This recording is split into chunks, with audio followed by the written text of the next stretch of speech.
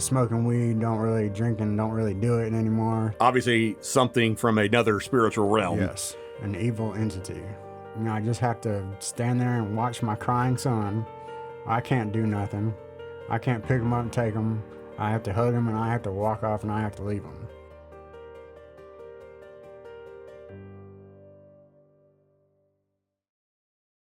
Welcome back to the channel. Today we're continuing the interview of Josh Broadwater, so make sure you've already checked out part 1. Last time we left off with Josh losing his new family. In this episode, he will try to start a new one, but will ultimately find himself at an even lower point. So, but I'm assuming you partied a little bit more intensely than you did. Oh, I went hard. First time you're partying you're young and fun. Right. And I didn't know there's a difference. And so, for everybody who's kind of watching, you can help me with this. There's, when it comes to addiction. Yeah. There's the recreational side of it. There's the fun side of it, yeah. But then there's the dark side when it's driven by some trauma and darkness behind it. That is a different level of spiral. Yeah, you're feeding a monster. You're feeding that demon inside of you. That's a much different thing than the fun. I think that's what a lot of kids these days, they can, for a while they're in college, they're drinking and partying and having fun. Yeah. And they'll realize very quickly the motivation behind that can change, and it can take you to some really dark places, which it seems like that was happening to you. Now it's not fun anymore. Now it's just not young and dumb. Now it's trauma driven. It's trying to cover up for some things. It's trying to compensate for some things. So tell everybody, like, where did that end up? Once you lit that match on that rocket and it starts taking off, it gets going pretty fast. Yeah, I mean, I was hurt. I was mad. Everything had been taken away from me. At this time now, I know a little bit, like you said, I know a little bit more about drugs. I know a little bit harder, the smoking weed, don't really drinking, don't really do it anymore. So that point was when I really started, expanding into the, hallucinogenic stuff, the ecstasy, got a lot back into Xanax. And then that's when I actually met the mother of my son's mother, actually. And once I met her, she was kind of in the same, out of a really messy physical beating relationship. So she was kind of at the same place where she was like, you know what? I've been doing this for so long, I'm ready to just let it go and I'm going to have some fun. So we hooked up.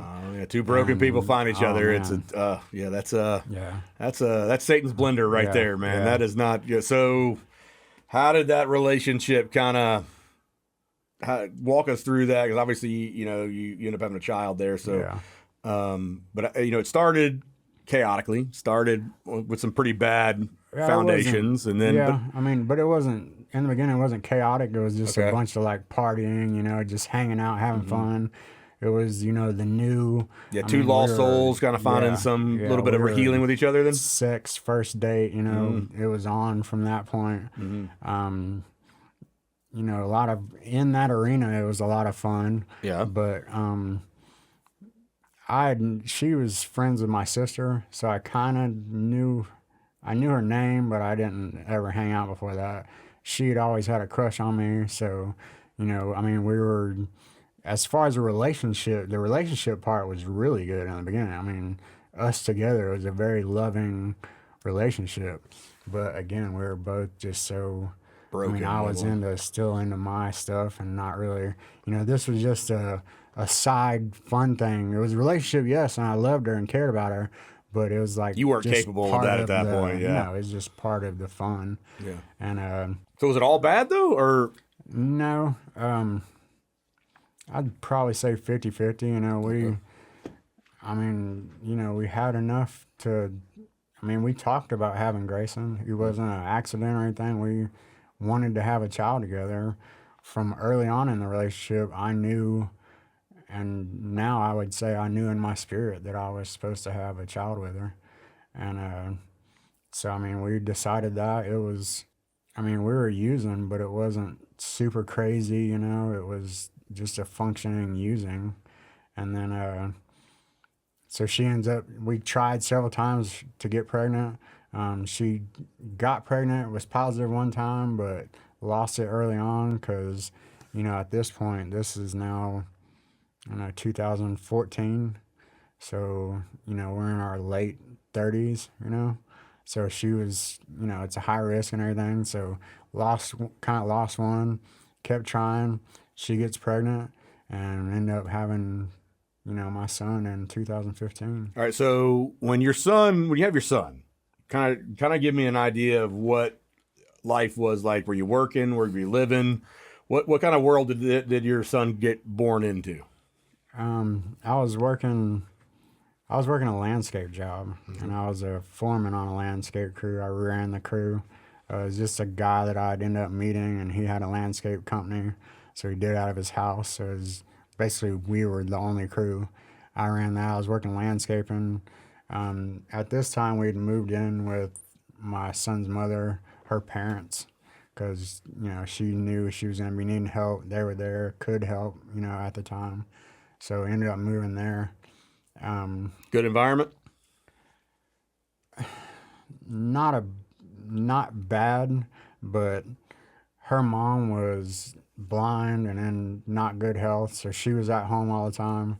Her dad was not good health, hardcore smoker. I mean, like one after another, chain smoker, worked like a mill job.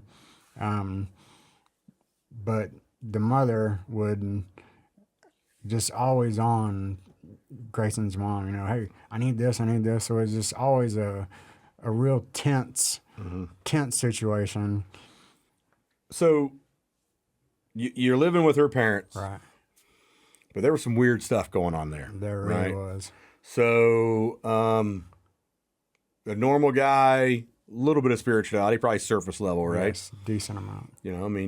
I wouldn't say you were much of a practicing Christian at that point, right? Not regular reading or anything. But you guys weren't alone in that house. So tell me a little bit about some of your experiences there and where all that started from. Yeah, so a family member ended up, and this is before we got there, had made a trip to Savannah and messed with a Ouija board and brought some kind of evil entity back into that house. Obviously, something from another spiritual realm. Yes, an evil entity. And it lived in the back bedroom, which was the parents' bedroom. They didn't stay in that bedroom. They would both sleep in the living room on couches. So this, like I said, it wasn't chaotic, but there was a lot of tension in this house. And because the mom would always be asking the daughter for things, and the mom and dad relationship was, they just sat and watched TV. I mean, they don't talk. They loved each other, I guess, because they're together, but it was not like a functioning relationship. And they were both kind of mad people inherently, in their self. And this entity, I know it fed on that, because every time start getting at her mom, and then an argument would start, then something would happen between me and her, which we would start going at it. Grayson was there. It was confusing for him. It would start feeding off of that. And I mean, there was one time I saw a shadow down at the end of the wall, at the end of the hall. I saw the shadow person. It disappeared. There was a shower in that back bedroom that I used to use sometimes. I'm in the shower one day, and I hear a growl right here in my ear, and it scared me so very bad. I mean, I'd seen a lot before this, and I'd been scared, but that, I mean, just to the core. That's another world that yes, because something was just right here that I cannot see, and there's something else here that is in another dimension, and it does not like me, obviously. I was scratched one night on my side, 3 scratches on my side. Right after that happened, we're walking down the hall, and I'm in front of me, and on her neck, I start seeing 3 scratches right across her neck. I think that was on like a Thursday or Friday. This next weekend, we were going to hang out with my buddy Casey. His parents had a big, nice house with a pool. At this point, Grayson was, I don't know, 6 or 7 months, little bitty baby.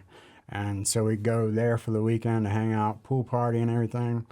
Well, we get there Friday night, we're partying, hanging out at the pool. Everybody's loving on Grayson. It's great. His parents are there. Everybody's wonderful time. I noticed Grayson, the toe next to his big toe, it was like a little bit red. And I was just thinking, I don't know, he must have, hit it on something. Maybe we bumped it on the pool, whatever. By Saturday morning, we wake up Saturday morning, and his little toe is like purple. Mm-hmm. And I sat there and looked at it, and I was like, look at his foot. When I took his little foot and started looking at it, there was a human hair wrapped so tightly around his little toe and tied in a bow underneath the bottom of it. I pulled the bow and undid the bow at the bottom of a human hair tied around his foot so tight that it was cutting circulation off of his toe. And, Wow. Okay, so you got to explain. How was it like living for 2 full years in what I would assume is not a giant house? No. With one room. 3-bedroom ranch. Like, was it a constant... It was... presence, a constant feeling, or is it just kind of would flare up from time to time, or... It was a constant because I knew it was back there. Everybody knew it was back there. But we also knew, the more you're paying attention to it, that's the more it fuels it. I knew that side as well, but it was just a constant the whole time. There was other things that happened that were just like, I don't know what is happening right now. And, from a spiritual standpoint, I had known spiritual from church and, that God saves and that he can heal people and physical things can change by, that power of God. But now this was something that was, in my face, but this is the evil side of it. Mm-hmm. That if wants to kill, steal, destroy, right. Literally, right? And so maybe I didn't understand it at that time, but I think that really planted in me, hey, I really need to find out what is going on because, now I have a son, first of all, but more important to that, it was just something that happened, that was allowed to happen for me to see, hey, this is not just, you need to do better and go to church and be a better person and know God. This is a war. Hey, this is a spiritual war, and this is what you're facing. So this is what you need to get ready for. All right. So how did you ultimately get out of that house and out of that situation? I ended up getting some Xanax one night because there, we were doing methamphetamine was the big drug at that time. But then I get like weed to kind of calm down. Mm-hmm. So, and Xanaxes ended up getting just this one day, just a random little deal. So I remember taking them and all I remember was some argument and the parents are coming at me, she's coming at me, and I just want to get out of the house. I'm just like, move, I'm leaving.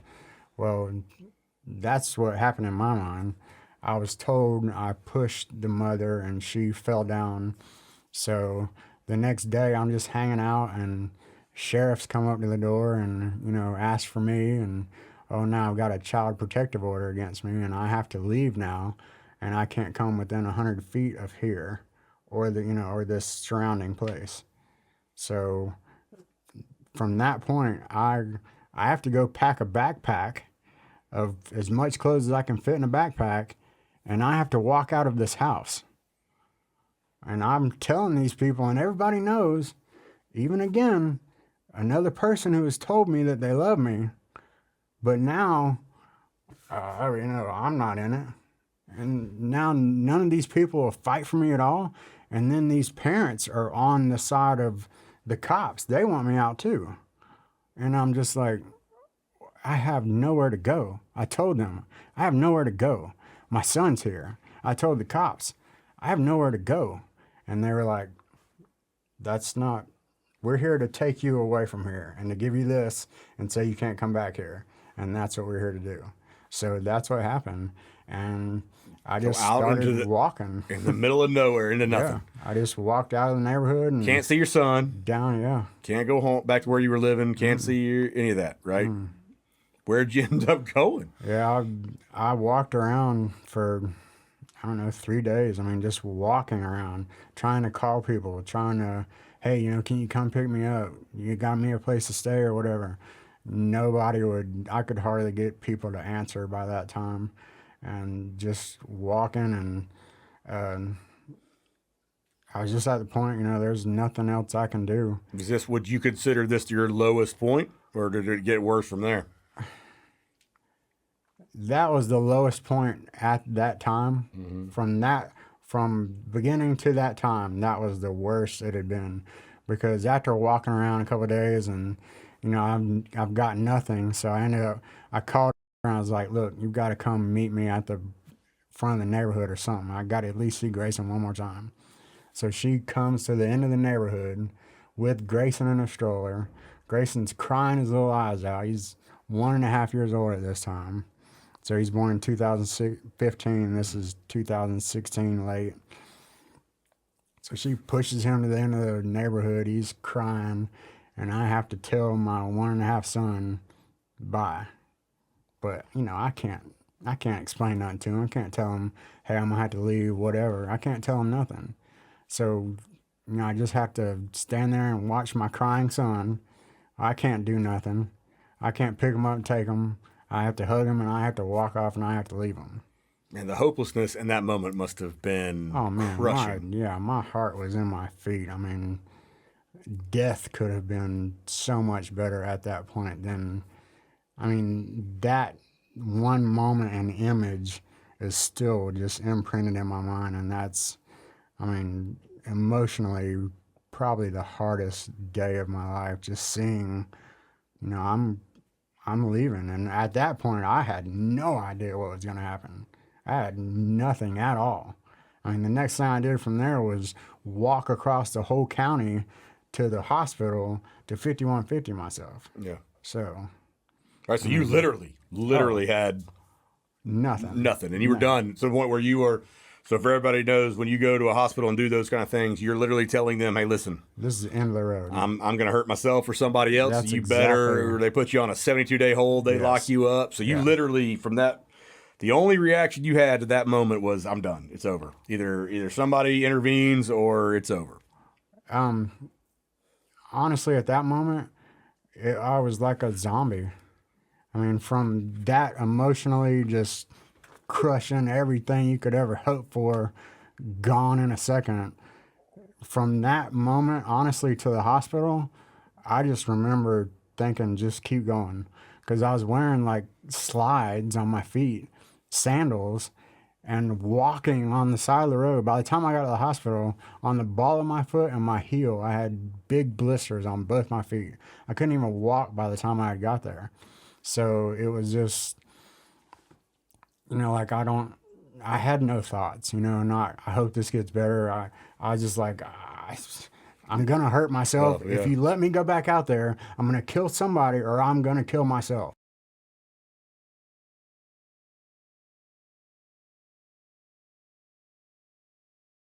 Several times during the day, I would just start, crying, and I couldn't stop it.